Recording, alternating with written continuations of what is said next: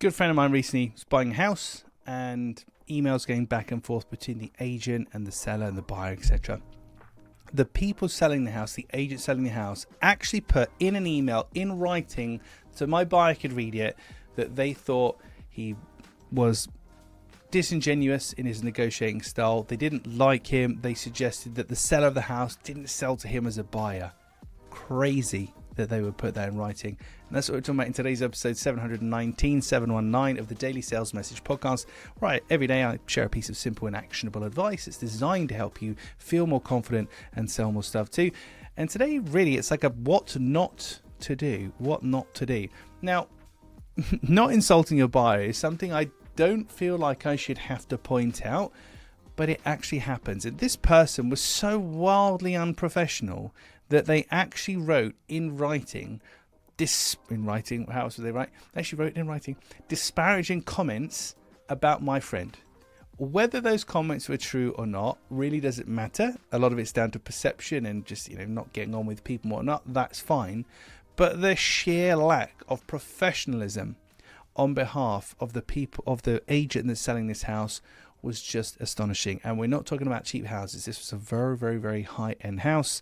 And they were very, very rude indeed about my good friend, who is the buyer of this property. Bearing in mind, this person selling the house is going to make a huge commission when they sell the property. So it's in their interest to be professional and be nice to people. But they lost their cool, they got flustered, and they actually put down in words what they thought of my buyer, which is crazy. So please do not directly insult your buyer. You will meet people that you don't like. And maybe you don't have a choice and you have to sell to them, as in the case of the agent here.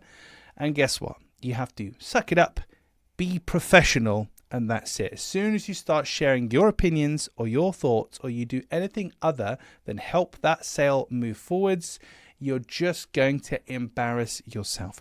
Luckily, I am a proper person. I'm not going to name the person, the business, or anything else. So you can't work out who these people are. I would never do that.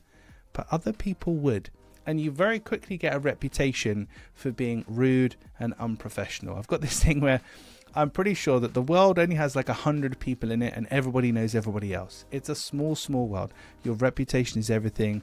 Even if you feel strongly about somebody, even if they've done you wrong, and even if you're right and they have been nasty to you, your ability, it's almost like being a parent, isn't it? Your ability to rise above that, stay professional, stay in control of your emotions, will put you in the best position to succeed. There we go. That was officially a telling off episode. Sorry about that, but wild turn of events. If only you could see the emails I've seen. Crazy. Right, that's it for this telling off edition, where I point out not to insult your buyers, which is mad, but there we go.